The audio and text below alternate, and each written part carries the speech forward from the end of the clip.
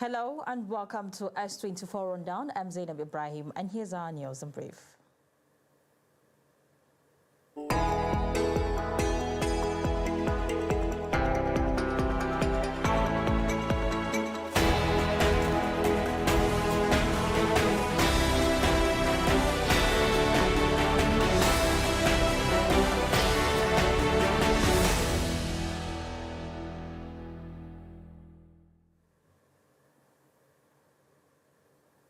Now the news in details. To start with, Nigeria's Minister of Power, Adebayo Adelabu, is reportedly preparing to step down from his position after obtaining the approval of President Bola Tinubu to pursue his ambition of becoming the governor of Oyo State. The development signals a major political move ahead of the 2027 elections as Adelabu shifts focus from his role in the federal cabinet to state-level politics. The planned resignation comes amidst increasing political activities and expectations for public office holders interested in contesting election to vacate their positions. In another news, the Nigerian police force has begun disciplinary proceeding against 167 senior officers over alleged misconduct and breaches of professional standards. The cases are currently being reviewed by the Police Disciplinary Committee at the force headquarters in Abuja, focusing on officers from the rank of assistant superintendent of police and above. According to police authorities, the process is designed to ensure a fair and thorough examination of all pending cases, with recommendations to be forwarded to the Police Service Commission for further action. Also, a fresh twist has emerged in the ongoing crisis within the People's Democratic Party, PDP, as court has taken action involving the party's leadership dispute. The legal development reportedly crushes key figures, including the chairman of the Independent National Electoral Commission, INEC, Mahmoud Yakubu, and PDP chieftain Samuel Anyanwu, amidst intensified disagreement over party structure and authority. The move is seen as part of efforts to address internal conflicts that have continued to destabilize the opposition party. Nigeria is expanding its malaria vaccination program to more states as part of effort to reduce the country's heavy disease burden, with nearly 1.3 million children already reached. The rollout, which has moved beyond the initial pilot states like Kebbi and Bayelsa to include Bauchi and Ondo, is being integrated into routine immunization in high-risk areas. According to health authorities, however, officials say the expansion is facing growing financial pressure due to declining donor support and rising operational costs. The government is increasingly expected to fund the program locally while also tackling challenges such as ensuring children complete the required 4-dose vaccination schedule and improving logistic, distribution and follow-up system to sustain progress. Also, the Nigeria Guard of Editors have strongly criticized recent threats by the National Broadcasting Commission to sanction broadcast presenter over alleged misconduct. The Guard described the move as dangerous, warning that it poses a serious threat to press freedom, editorial independence, and democratic accountability in the country. In a statement, the editors acknowledged that the NBC may be aiming to enforce professionalism, but argued that its directive is vague and open to misuse. They cautioned that such ambiguity could lead to selective enforcement against journalists and media organizations, insisting that broadcasters must be allowed to ask tough questions and hold public officials accountable without intimidation. Finally, now on international news, U.S. President Donald Trump has extended the ceasefire between the United States and Iran, allowing more time for negotiation aimed at resolving ongoing tensions. The extension announced on Truth Social was made at the request of Pakistan, which has both mediating talks between both countries. Trump said the decision was prompted by Iran's internal divisions and the need for its leaders to present a unified proposal before discussions can move forward. Despite extending the ceasefire, Trump confirmed that the U.S. naval blockade of the Strait of Hormuz will remain in place, along with military deployment in the region. He stressed that the ceasefire will continue only until negotiations are concluded or break down, after which further action could follow. Iran, meanwhile, has criticized the U.S. position, accusing Washington of applying pressure and violating the spirit of truce. Now moving on to business news with Hadiza Galadima. Let's hold on for Hadiza. Thank you, Zainab. Good afternoon. And this is your afternoon business update for Wednesday, April 22nd, 2026. Here are today's top stories from the world of commerce, both here in Nigeria and across the globe. And we begin with a new report from the Nigeria Internet Registration Association, NIRA, where it reveals that Nigeria is losing an estimated 60 billion naira every year to foreign domain registrations and web hosting services. Despite the availability of indigenous NG domain, many local businesses still prefer foreign extensions like .com and .org for perceived global prestige. Experts warn that this digital capital flight not only puts unnecessary pressure on the naira, but also compromises the country's digital sovereignty and data security. And in a brighter technology news, Nigeria has officially been ranked as Africa's leading hub for Web3 developers, contributing 4% to the global developers ecosystem. According to the 2026 landmark report, the finance sector is driving aimed at solving real-world cross-border payment hurdles and B2B transactions. And activities at the Nigerian exchange remain bullish today, with market capitalization rising by 87.53 billion naira to settle at 140.52 trillion naira. The All Shares Index climbed by 0.2%, primarily driven by strong buying interest in heavyweights like Dangote Cement, WAPCO, and GTCO.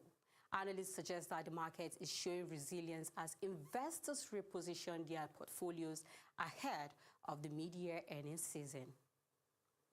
And finally, on the global scene, Vodafone Business has partnered with Google Cloud to launch a new suite of AI and cybersecurity tools specifically designed for small and medium-sized businesses. This initiative, part of a $1 billion 10-year strategic partnership, aims to bring advanced generative AI such as the AI Concierge to millions of businesses across Europe and Africa, helping smaller players remain competitive in a rapidly digitalized global market. That's your business news for now. Stay with us. We will be right back after this short break for our newspaper review, where Zainab Ibrahim and Abubakar Turaki are standing by to dive deep into today's front page headlines and editorial opinions. Don't go anywhere. Do stay with us.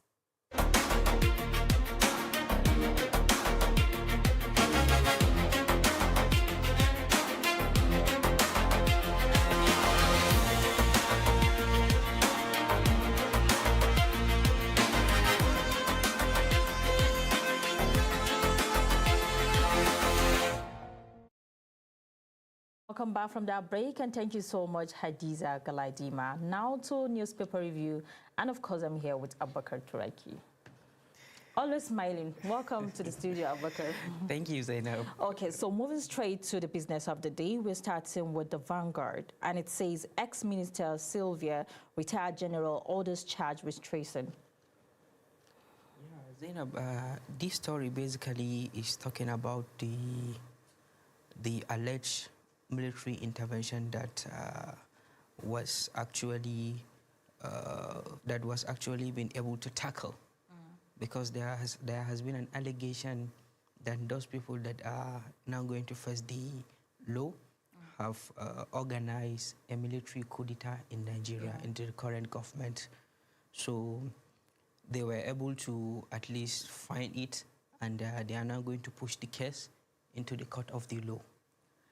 And this is to tell you the stability of the country is far better ahead of anybody interest. Because as they are alleging them, truncating a democratically elected government using an illegal manner or using an illegal approach is a national offense, is a treasonable offense. We have seen when Nnamdi Kanu was calling for secession, they took the action into their hand. And more or less these people are going in the same track to what Kanu is trying to do. Even though Kanu is calling for secession, they wanted that part to be moved out of the country, which he followed the illegal way. Understand that where do we stand now? Is it confirmed that these are the people that actually wanted doing that, or well, is it still allegedly? In the court? The case is in the court. Tomorrow, Wednesday, there is going to be a hearing. And we have seen recently the sufficient of military intervention have been coming in most of the African states.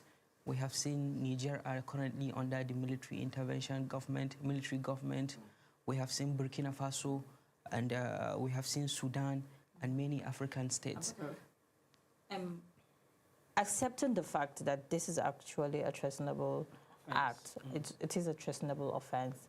Why do you think these people even took that action in the first place, if it's actually happened? It's all about interest. A personal interest? But personal interest.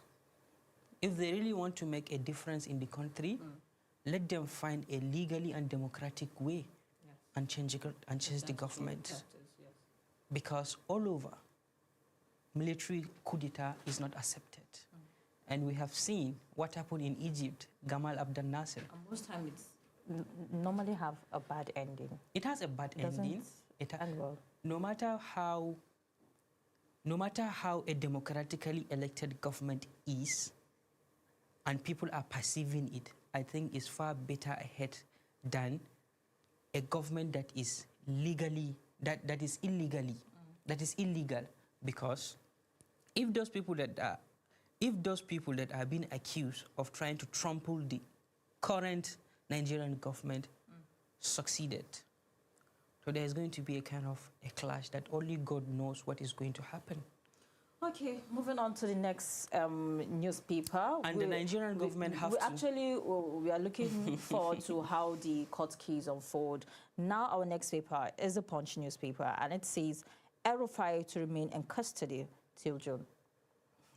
I've seen some comments regarding the court experience and the judgments passed on El-Rufai. Someone actually mentioned that it is not right, it is illegal, it is political.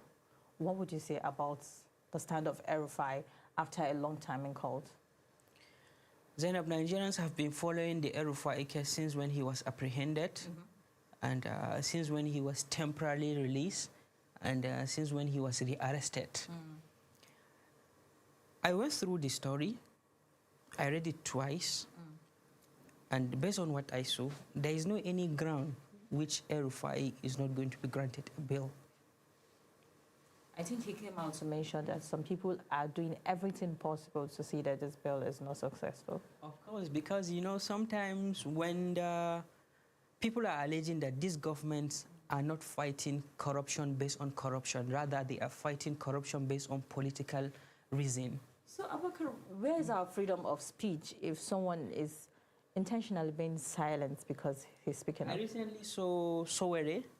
He made a comment that continuous detention of El-Rufai is totally unacceptable, because if you are accusing him of corrupt act, he's now in court, the case is in court, at least let the government grant him a bail so that he can come back to his family. But detaining El-Rufai for more than a month now, and they are still adjourning the case to June, maybe there is a political reason behind that. Because that's coming after the ridiculous conditions for the bill. For the bill. You saw the amount. The amount, the futures. The fact that he cannot travel out. He has to remain indoor, and he cannot even grant any interview.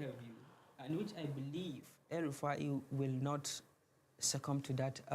So you've mentioned that before, that El-Rufai cannot be silenced. Do you think because they are aware of this profile of El-Rufai, and that is why they are not letting him out? Maybe it's one of the major reasons. And, you know, the country is heading toward 2027. And the presence of El-Rufai, you cannot underestimate the popularity of a former minister, former DG, and a former governor. You know, he have a very political ground, which some Nigerians are thinking that if he is still free, he's going to gather a lot of political momentum, and they may likely succeed. For these political people with political reasons that are keeping him, if they're so confident in themselves, why are they so scared of allowing one man to be free? To many Nigerians, El-Rufai is a one-man army, and we have seen when El-Rufai went ahead and challenged his boss, the person that appointed him, which is former President Olusegun Obasanjo, when he came up with his third-term agenda. And you know, the political space is now fragile. The little space ADC are looking for a way to strike. And the presence of El-Rufai in Nigerian polity is something that every politician will not play to that, and they will surely make their own calculation, and they will try and make a good calculation. So I think, and based on what Nigerians are perceiving, continuous detention of El-Rufai is political. It has a political reason. Question that is it because of criminal case or political? But for some reason now it seems glaring that this is actually political. If you're giving someone conditions and for bail, and that person is why keep that person in custody? And of course, that is what... Are you going to keep him till the time of the general election? I think this issue of El-Rufai will continue to linger till after 2027 general election. I don't think it's possible. It's very, very possible. We are in Nigeria. There will be a revolt. Because I don't think it's possible. Do you know where we are now? Are you going to keep him till after the election? We have seen many people that were kept in the custody. We have seen the likes of former National Security Advisor. So do you think El-Rufai have followers? Do you think they will be quiet? Of course, the apparatus is not on them. Yes. And is another political party that is ruling. And people are attributing this, the issue of El-Rufai to his political cross-carpeting, because we have seen many people, the likes of former governor of Kano State, who has been alleging to siphon some money. He is now moving freely in the street of Abuja. But do you know what I think about her? I think it's uncalculative for this political party to keep him, because they're only giving themselves the very wrong image. People will talk, and people will ascribe his delay in detention to them. So it is very unsmart for them to keep him that long in detention. They will ascribe it to a particular political party. They know his weakness and strength. So the only way you can silence him is to keep him. I saw something when he came out from the court. El-Rufai was telling one of the journalists that they should get ready. If he is out from the custody, he is going to grant another bail. Look at the audacity. Yes, and these people are watching. They are watching him. Let him out of the bail. So definitely the thing is, 2027 election is taking a new dimension, because those people that are... Because I feel like he's in custody, but he's never silent. His mind is out. He's just eager to have that freedom. And maybe if El-Rufai come out, Nigerians will definitely know something. Yes. And I have seen recently, I think one of his media aides said that El-Rufai is going to publish another book. Of course. So definitely Nigerians should just sit back and... If you're not granting an interview, I think there should be other means to communicate with people. There's I don't know, so many other... Because I always speak to you on the positive angle, Zainab. Yes. Maybe detaining El-Rufai for that very long period of time, maybe as Nigerians say, it has a political reason, and we pray this government is going to eschew politics to fight corruption, because we have seen why Nigerians are accusing the government of being lopsided when they come to fight against corruption. We have seen when the former Attorney General, when he comes to ADC, he has become a frequent visitor to most of the anti-graft agencies. We have seen El-Rufai. We have seen recently, we even saw former Minister of Humanitarian, Sadia Umar Farouk. Well, this is Nigeria. A lot of things happen ahead of elections, and this is one of them. Let's see how the case of El-Rufai unfolds. But with this, we'll be drawing the curtain on newspaper review. Now up to our S24 reports coming to you after the break.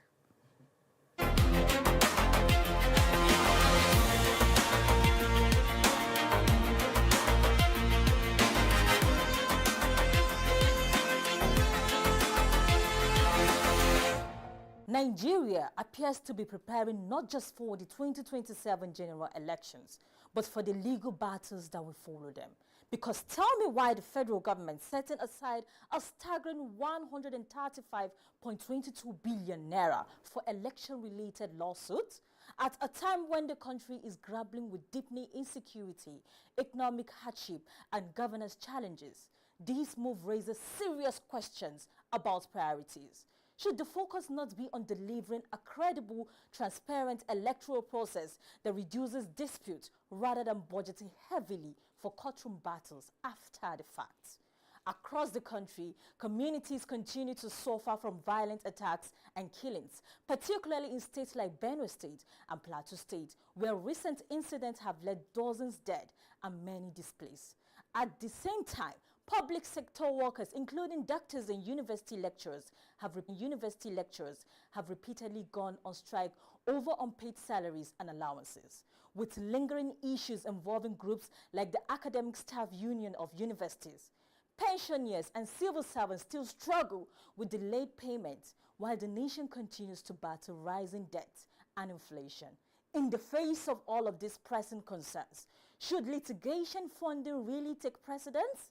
If elections are properly conducted with transparency, accountability, and trust in institutions like independent National Electoral Commission, would there even be such a need for massive post-election legal spending instead of preparing for disputes? Why not invest more in electoral reforms, technology, and systems that ensure vote truly counts? Why not reduce the likelihood of conflict rather than budgeting for it? Ultimately, this raises a broader concern. Are the government's priorities aligned with everyday realities of Nigeria? The earlier citizens recognize that government priorities may differ from their most urgent needs. The better position they will be to demand accountability and push for a system that truly matters.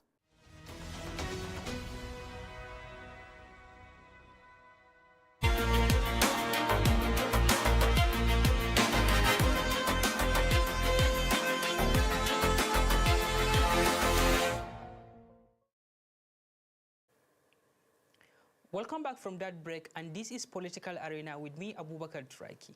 Youth participation in politics is increasingly visible, especially during campaign, but real leadership opportunities remain limited. Many young people are active in mobilization and advocacy, yet absence from decision-making space where policies are shaped. This raises a critical concern. Is youth inclusion in politics genuine or largely symbolic? This discussion focuses on how to move beyond the taking of participation to meaningful leadership roles for young people in Nigeria.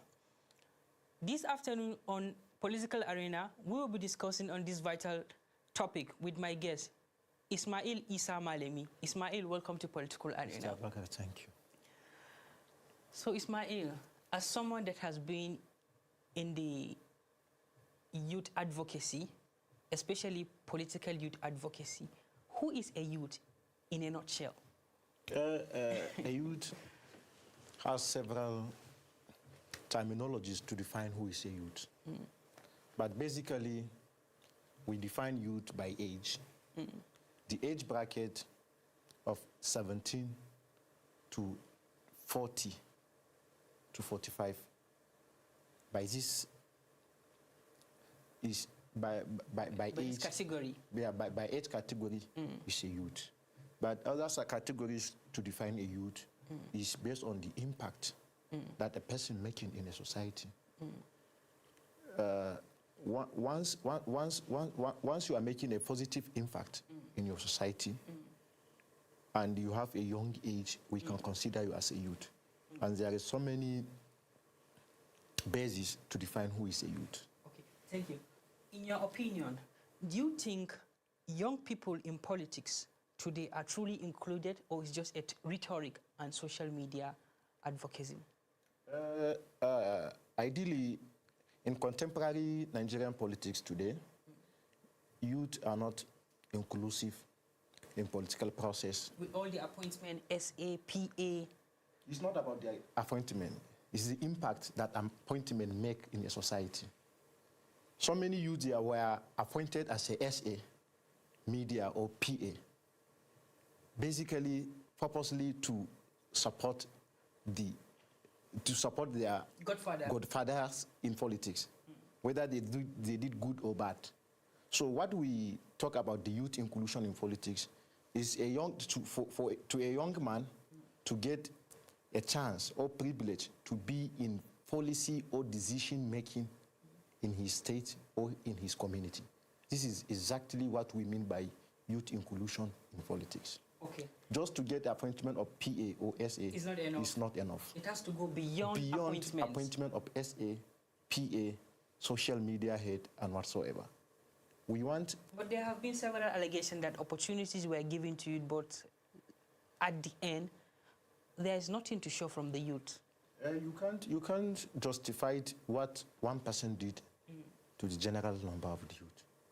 And also, if you see the percentage of the chance give to youth is minimal. It's minimal. It's very rare. So we can't... We are always subjected to appointment like SA, PA, and even SSA. And we need something beyond that. And beyond that, most of them kind of like a temporary token were given to them, where they were not even bring close to the decision-making drawing board. This is one among the barriers that affect the youth participation in politics. Okay, what are the barriers now? What are the barriers that are affecting youth from actively participation in politics, especially from your constituency, Gombe? Actually, there is so many barriers, but there is a major 3 barriers. What are they? Number 1, the issue of godfatherism. But it has been happening. Even in other climes, the issue of godfatherism is here to stay in politics, especially with the way things are going. The issue of godfatherism is the major barrier of youth participation in politics. Because when you ask me about the age that we can consider a person as a young person, by this age, most of our youth, they are studying in their universities. They don't have... Yes, they don't have even chance to come and participate in party politics, to come and participate in other politics for them to get godfathers. But once we eliminate this issue of godfatherism, we have assurance that many youth will move to policy and decision-making offices. Number 2 is money politics. It is obvious now, if you say you are a politician, everybody is looking for you as like an ATM machine. What do you mean by that? Politics is for money. It's monetized. Money. It's monetized. It's transactional, and it's not. Is that supposed to be ideal? No, it's not supposed to. Politics is supposed to be a playing ground for everybody to come and participate. And money is not supposed to be a criteria to be a politician or to contest for any political office. So after godfatherism is money politics, which is not supposed to be. These are one of the barriers that are blocking you from participating many into youth, politics. They are competent enough. They have technical experience to contribute their own quota to the development of their communities. But they don't have that much money. You made mention of competency. You reminded me of something that have been happening. The issue, the internal party conflict of ADC. You are regarding many Nigerian youth that are not even, opportunity was not given to them to participate. We have seen what Nafi Ubala showcased recently, and many people are distancing themselves from what Nafi Ubala is showcasing. You made mention of competency, you made mention of education and lack of opportunity given to them. And a lot of social media posts and comment, people were degrading Nafi Ubala that he cannot even communicate fluently. So are you really advocating for this kind of youth to be given opportunity in governance? I'm against it. When it comes to competency? No, I'm against it. The like of Nafi Ubala, they're not supposed to be a leader because they are working for somebody outside the party. Do you have data to back that? Yes. Nafi Ubala, he was there when when ADC conducted their last year Congress. And after Congress, there is a coalition leaders. They consider ADC as and there have been videos showing that Nafi Ubala welcomed them. Yes, Nafi Ubala accepted it and welcomed them. After some time, some internal forces, external forces from other political parties, probably from... But that was an allegation. It's not an allegation. There is a fact. He knows, and many people know that. He came from the same state from Nafi Ubala. Yes. Do you have any personal relationship with him? Me, I don't have any personal relationship with Nafi Ubala, despite he come from my state. But I know more about him because it's almost at the same cycle. I know where he started. I know why he is doing what currently in ADC. So what I'm telling you is not an allegation. There is a fact that can support what I'm telling you. So the issue of competency in politics is the number one major to barrier. Yeah. When we talk about the youth, there is those youth that they are competent enough But the to chance lead was not people, given to but them. the chance is not given to them. But the incompetent youth, since they have their godfathers in politics, they will get a chance. So at this juncture, I'm advising a youth to focus on grooming themselves and also To be more knowledgeable. yes, at least to consider their education first. Okay. We have seen, you made mention of opportunity given to you is actually minimal. We have seen recently, yesterday evening, the ruling party have actually outlined their campaign blueprint and even their campaign timetable and their even party nomination.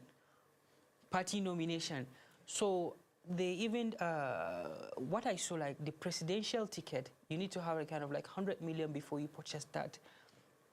So what are political parties doing to encourage young people in participation into public office with such amount of money outlined by such political parties? That's why I mentioned money politics out among the barriers that affecting the young individual to participate in politics.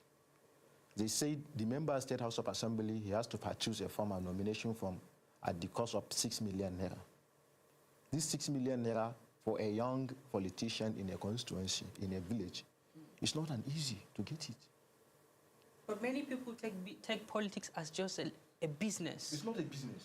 Politics is not a business. But we have seen many people investing huge amount of money in order to buy into a position. This is what causes the current challenges the country is facing. So what because is the way out? The way out is youth participation in politics. And when I talk about the youth participation in politics, I mean the competent youth that in our communities, we that we are living in the community, we are aware that social person is competent for that job. But because he don't have, his father is nothing, he's not an elite, he don't have money, nobody regard him as a politician. Okay, before we call it a day, Ismail, what role can education play and political awareness in bringing youth very close to decision making? Education play a vital role and awareness by creating more, like what role can education play in bringing young people into decision making? We have seen what incompetency, what people are saying, transpired to what Nafiu Bala has been doing into the ADC. And some people were attributing to lack of proper and genuine education. So do you believe that education will transform most of the youth from being arrogant to humble? Yes. Education have significant role to play in grooming our youth, giving them the requisite knowledge about politics, participation in politics, decision making, and other government and political affairs. For example, the issue of Nafiu Bala you talk is something of shame for a person like Nafiu Bala that is claiming a so-called party chairman, but he can't interview well in the national or international program. Okay, Ismail, we have seen some of political participation coming from you, that you are in the seat of State House of Assembly. What distinguishes you? What difference and what do you want to offer to the people of your constituency that you are trying to sell yourself to them? My track record. Your track record? Yes. What are the track records? I am the founder and team lead of TMG Educational Foundation. And TMG Educational Foundation is a community-based organization that supports the education of less privileged in your communities. As I am, I'm not a member of State Assembly, I'm not a senator, I'm not a rep. But my achievement is sound a lot. You think with your track record, yes. People need to give you more opportunities? Yes. People need to check what I did before. But don't you think that many politicians will say that you are still young, at least you need to be going into more leadership training and education in order to acquaint yourself? That it's too early to start the political process? It's not early, because at my age, I'm almost 30. I could go on, be a president. at the age of 30, 32, 30, early 30, and he make a significant impact. I'm not looking for a member House of Representatives. I'm not looking for a senator. I'm not looking for a governor or president. I'm just looking for the member State House of Assembly. If a person with my age can't aspire for the member State House of Assembly, okay, are you waiting for someone with 40 or 50 to come to aspire for member State House of Assembly? Have you decided on any political party? Yes, I decided ADC because ADC give me a platform. What I say with platform is support the young people in politics. For example, in their constitution, the 35% of positions, party position, aspiration, and appointment is strictly for youth and women. And you think with the internal party conflict, do you think that ADC will go into the secondary election with the ruling party? Internal party issues is obvious. Every political party has their own. Even APC, that has government, they have their own internal party crisis. They were able to manage their own. Why is it that your party was not able to manage your own? Even ADC will manage our own very soon. With what Nafi Wala faction and David Mack faction? Nafi Ubala is not a faction. He's the so-called party chairman. I don't consider Nafi Ubala. He's a card-carrying member of ADC. He's a card carry, but don't consider Nafi Ubala as issue in ADC. Because he holds his national convention today in Abuja, but nobody knows. Even you, the media personnel, he don't know that Nafi Ubala is holding his own national convention. And tomorrow, by tomorrow, Wednesday, we are anticipating the court result, which will payable the Nigerians. What I mean by Nigerian is the ADC under the leadership of David Mack. Okay. And these all our Ahead teams. of 2027, what are your calls and odds to Nigerian youth that seems to lose hope in the electoral empire? Don't lose hope. Participate actively in politics. Give your own contribution in politics, right from your ward, local government, state, up to national level. My call to youth is let them understand the scope of Nigerian politics. Beware that if you didn't participate in politics, you can't be in decision or policy making. You will just keep shouting at social media, which is never change anything. But once you participated, our youth has one problem. They can't participate in local politics. If you say if you ask one of your colleagues to go and join political party at his ward, to participate in ward congress, to be either ward youth leader or ward organizing secretary, he will see the seat as small for him. But this is the beginning. This is where you learn. We have to draw the curtain of the program. And it's really insightful speaking to you as a member of the ADC and someone that has contributed toward bringing youth very close to the decision making. That is all what we have on Political Arena. Stay tuned for our S24 documentary and S24 report. Thank you.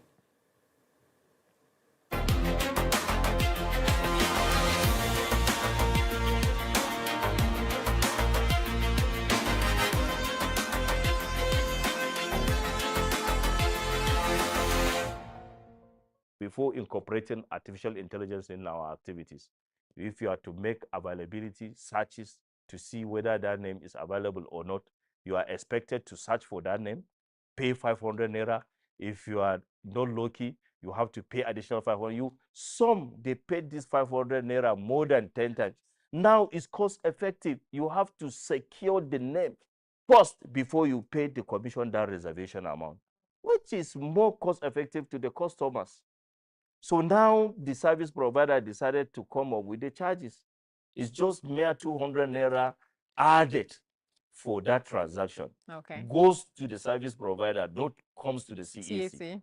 For him to sustain such services that is rendering. Just quickly, before we do a rapid fire segment, because due to time, Nigeria's creator economy is exploding. Content creators, influencers, digital entrepreneurs, many don't realize they can register as business names or limited companies. What should creators understand about formalizations in simple terms, what it unlocks for them and what it does not automatically solve as well for them? People are now finding they are making their shops from the social media. They are getting all manners of money from the social media. So to secure your business, create identity, legal identity for that business. For you to thrive more, if you are earning hundreds of dollars, thousands of dollars from it, What made you to protect that business? Protect it, because if you are operating with a particular name, that will not stop another person from operating on that particular name. And that particular other person, he may go and commit a crime somewhere. The security agencies, their eyes will be on either you or him. If your name is being secured, any investigation will go down to that entity, not you personally. So it's opportunity for people at the space to ensure they register, and it's easier for them to have their account monetized. Because for you to be monetized, you must have a tax ID. And the easiest way to have a tax ID is by registering with the Corporate Affairs Commission. Our registration, the certificate comes with your tax ID. This is the importance of the people, content creators, and all to embrace TikTokers, people in Instagram, Facebook, and other social media platforms. Lastly, RG, there is the controversy around the ICRP charges. Can you let Nigerians understand what really this means in a punchy line so they understand that it's not coming to the CAC directly? ICRP is Intelligent Company Registration Portal. Intelligent company registration. People, it's not in dispute that people make reservation through AI. You don't need any support inside of the commission to approve your name. You get your name instantly. And the customers are happy because it's cost effective, not like earlier before. Before you have to pay severally to get your name reserved. Now you have to secure the name first before you make your reservations. So the people managing and hosting this portal came up with the charges for that fees, which is just mere 200 naira for their fees that people used to pay for remitter services. This is for the person who is providing such services of the AI, who derived his services from another service provider. People receive OTP before they carry out any registration. Let them Google it and see, is it free? We paid for it. Now that we are about to deploy more of the AI in our activities, we decided to make it just a part of it. It will affect only reservations and the business name reservations. That's the reason why people started experiencing this mere increment of 200 naira as the ICRP charges. So in a nutshell, it's a third-party charges. It's a third-party charge. It's not coming to the CAC. Any fee comes to the CAC is prescribed by law, is gazetted. Now, RG, let's loosen up a bit. There is a segment we call Rapid Fire at S24. We ask simple question. The answer is yes or no, short answer, sentence, etc. So the first one would be, between registration and compliance, what do Nigerians underestimate the most in your statistics? Of course, the non-compliance. Non-compliance. Now, one compliance culture every small and medium-scale enterprise must adopt. To have a good standing of your businesses, registered businesses, they should ensure file annual returns as at when due. Active status means what in one sentence? That means you still have a life of living. You are worthy for consideration. For business purpose. For businesses purposes. Okay. Biggest myth Nigerians believe about CAC. One thing that Nigerians believe about CAC that is not true. People think that our activity is just mere registration of businesses. That's all. Okay. And we are beyond that. So business name or limited company, which is safer for scaling in business? Yes, I will encourage people to be in the limited liability company, because if you have a limited liability company, you are now pushing the responsibility to the entity. Yeah. You have detached the responsibility to your own person. Okay. It's everything goes to the entity. Okay. But if it's a business name, you are still not detached yourself. The proprietor still take responsibility of that. Okay. So one mistake that gets businesses into trouble after registration? Non-compliance. And one service CAC offers that people rarely use. People don't use it, but there is a service that CAC provides, but people don't use it. What service is that? Like registration of charges. If you have lent money, give loan to someone, and you have not registered with the Corporate Affairs Commission, you start at the lose of not recovering your money easily. But if you can utilize filing with the Corporate Affairs Commission, either movable or not movable properties, you are easy to recover your money after lending. Okay, what's the registration like? Charge. We call it charge. Charge, okay. So transparency or speed, which is more difficult to balance in CAC? Transparency or speed? Because you've integrated AI. So it's transparent, but there is speed as well. Yes. So which one is more difficult between the transparency and speed at the CAC with your AI integration? It's like saying between the egg and hen, who produce who. You can check now, if for instance you want to verify through KYC to verify on the company, instantly you get The it is there, information. and you get the public information, because our informations are public.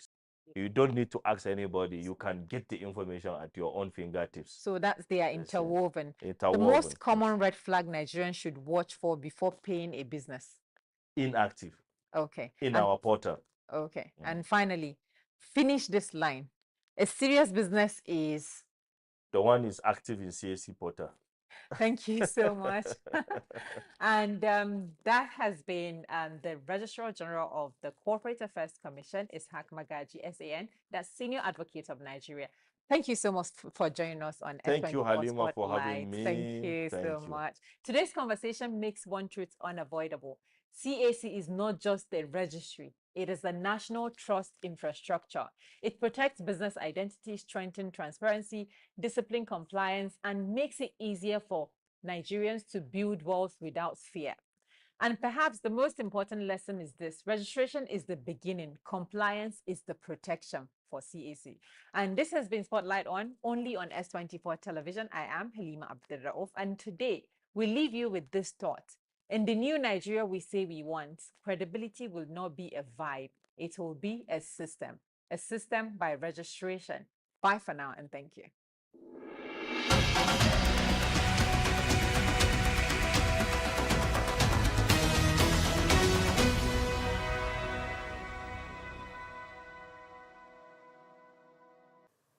Welcome back from that break. Now to technology, innovation, and digital world.